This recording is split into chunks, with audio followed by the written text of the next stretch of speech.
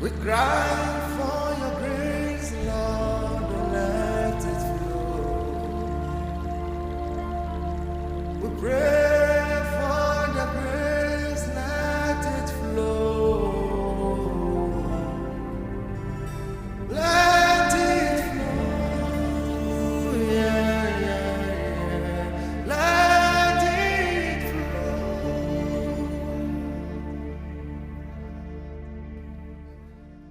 I have so many scriptures, but I've just called them down so that I can give you time to ask me questions. I can give you time to also make your own contribution. Luke chapter number 8 and verse 18. Jesus Christ said, take heed therefore how ye hear. Take heed therefore how ye hear. Be careful what you hear. Be careful who you listen to. Be careful the video that you watch. Be careful the website that you visit. Be careful the audio you listen to. Take heed how ye hear. Because now there are so many messages on social media. There are so many messages that people can even sit down from morning to night and they'll be going from one video to the other video. And all they are hearing are things that will destroy their life, are things that will put fear into their minds. I was translating the word of Baba, and I read what Baba said to us about 3 years ago. Oluwa sọ wípé Baba said, we should tell our children to be careful how they press their phone, even up to the midnight. That many of them are pressing their phone and getting from one side to the other side, that a day is coming. They will get to a place where Satan will own their life. And I tell you, this instruction and this warning is not only relevant to children now.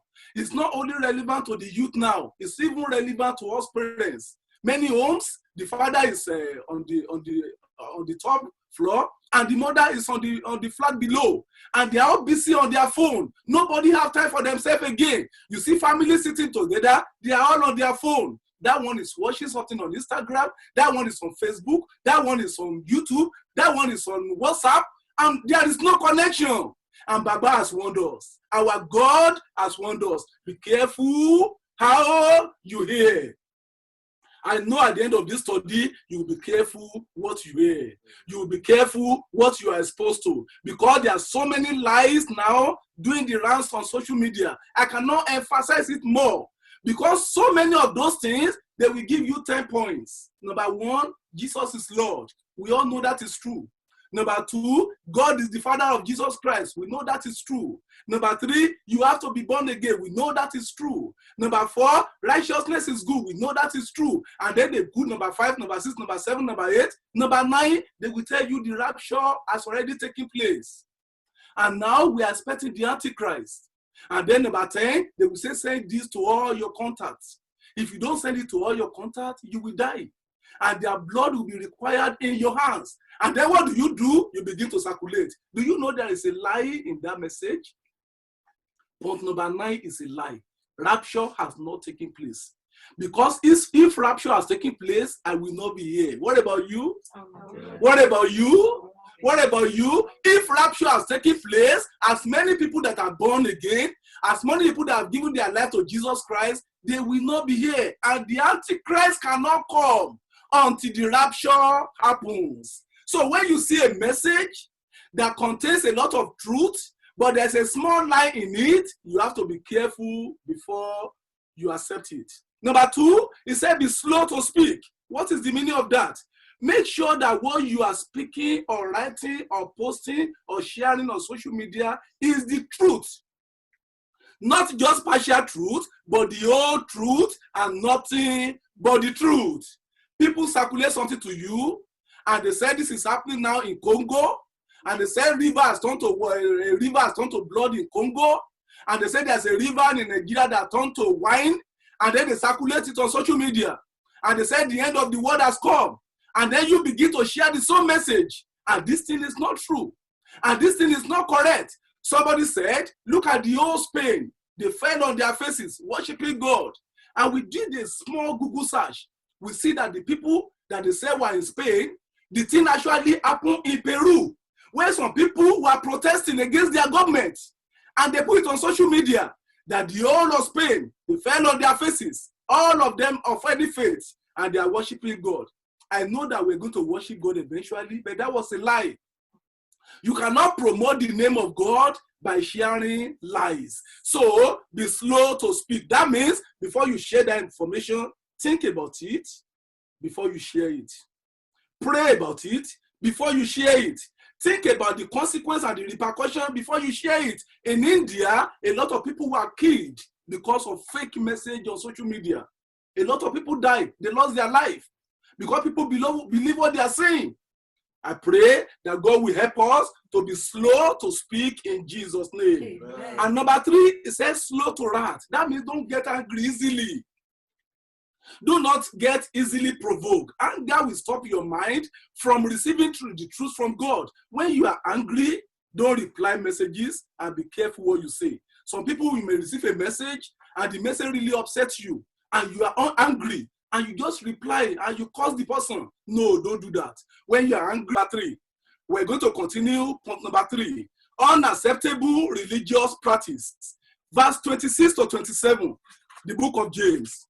The book of James. James, chapter number 1, verse 26 to 27. If any man among you seem to be religious, and breatheth not his tongue, but deceive his own heart, this man's religion is vain.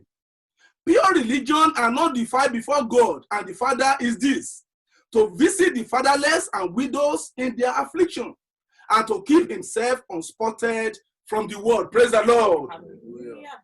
If any man among you seem to be religious and breatheth not his tongue. So we need to be careful what we say. We need to be careful how we act. Number 1, in the book of Proverbs, let's see what God talks to us about our tongues. Proverbs chapter number 13. God will prevail. All the time, our Father will prevail. In the name of Jesus Christ. Proverbs chapter 13. And then verse number 3, he that keepeth his mouth, keepeth his life. Hello, somebody? Hello. He that keepeth his mouth, keepeth his life. But he that open wide his lip shall have destruction. So you keep your life when you keep your tongue. If you don't know the value of your words, you don't know the value of your life. Because the word of your life is expressed through what you say. He that keepeth his words, his tongue, he keepeth his life. 1 Peter chapter number 3. I'm going to send you my note as well so that you can look at it at the end of the study. 1 Peter chapter number 3, verse number 10. It says, for he that will love life, and see good days. You want to love life? That means you want to enjoy life, and you want to see wonderful days, and you want to see enjoyable days. Let him refrain his tongue from evil. Refrain your tongue from speaking rumors. Refrain your tongue from speaking something that is not true. Let him refrain his tongue from evil, and his lips that they speak no guile. Verse number 11. Let him eschew evil and do good. Let him speak peace and ensue it. For the eyes of the Lord are over the righteous, and his ears are open unto their prayers. But the face of the Lord is against them that do evil. So if you want to live a good life, if you want to enjoy your life, if you want to live long and live in peace, then what do? You bridle your tongue. In Psalm 34, let's look at what King David said about this as well. He also has an input.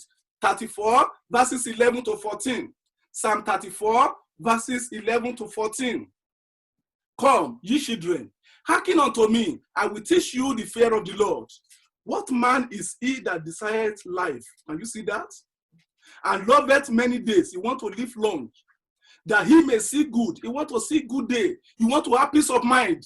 You don't want to be spending your money to be calling America, calling London, and be sharing rumors, and be having high blood pressure because somebody has lied against you. He said, who is that man that desireth life and loveth many days, that he may see good? Keep thy tongue from evil, and thy lips from speaking guile. Depart from evil and do good. Seek peace and pursue it. That is the instruction that King David gave to us. And I'm sure you know that King David is a man after God's heart. I pray that these words will have relevance in our life in Jesus' name. James chapter 1 again. Let's go back to James chapter number 1.